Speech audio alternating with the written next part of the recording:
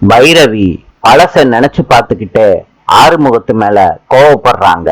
அவங்க கல்யாண போட்டோவை உடைக்கிறாங்க. ஆறுமுகம் பெட்ரூமுக்கு வர்றாரு. கல்யாண போட்டோ உடைஞ்சிருக்கத பாக்குறாரு, கவலைப்படுறாரு. பைரவி ஆறுமுகம் போட்டோ வச்சுக்கிட்டு இருக்கத பாக்குறாங்க. பைரவி சொல்றாங்க, இனிமேட்டு மறந்தும் கூட என் ரூமுக்கு வராதிங்கன்னு போட்டோ வாங்கிட்டு போறாங்க.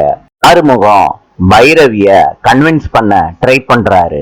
பைரவி சொல்றாங்க, தாலிய காமிச்சு, இனிமேட்டு நீ கட்டின தாலி என் கழுத்துல இருக்க கூடாது. என்னைக்கு ரஞ்சித்தோட என்னைய சேர்த்து வச்சு பேசினியோ அன்னைக்கே எல்லாம் முடிஞ்சிருச்சு. நீ கட்டின தாலியையும் சேர்த்து எடுத்துட்டு போ. பைரவி தாலிய கலட்டி ஆறுமுகத்துக்கு மேலேயே விட்டு எறிகிறாங்க. ஆறுமுகம் பைரவி பண்ணினதை பார்த்து கண்ணீர் வடிக்கிறாரு. வருத்தத்தோட தாலியை எடுக்கிறாரு. அவர் கல்யாண போட்டோவை எடுத்துட்டு போறாரு. பைரவி ரூம் கதவை சாத்திட்டு அழுகுறாங்க. சிந்து வெளியே வேலை பார்த்துக்கிட்டு இருக்காங்க. அவங்கள அன்னபூரணி திட்டுறாங்க. சிந்து கண்ணீர் வடிக்கிறாங்க. அப்ப சிவா வர்றாரு. சிவாவை பார்த்து அழுதுட்டு ரூம் கதவை சாத்திக்கிறாங்க சிந்து. சிவா ஆறுதலா சிந்து கிட்ட பேசுறாங்க.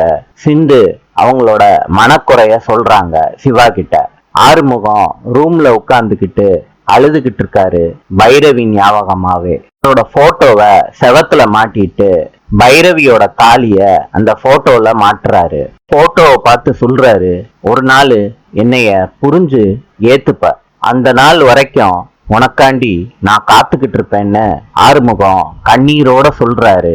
மகா கோயில்ல கவலையோட உட்கார்ந்துகிட்டு இருக்காங்க. எசைக்கு அக்கான்னு சொல்லிக்கிட்டு வர்றாரு. மகாலட்சுமி கிட்ட சொல்றாரு, உன்னைய பார்க்கவே எனக்கு ரொம்ப கஷ்டமா இருக்குக்கா. நேத்துல இருந்து நீ வீட்டுக்கே போலையாமே. ஐசு போன் பண்ணி சொன்னான், அக்கா வீட்டுக்கு போக்கா.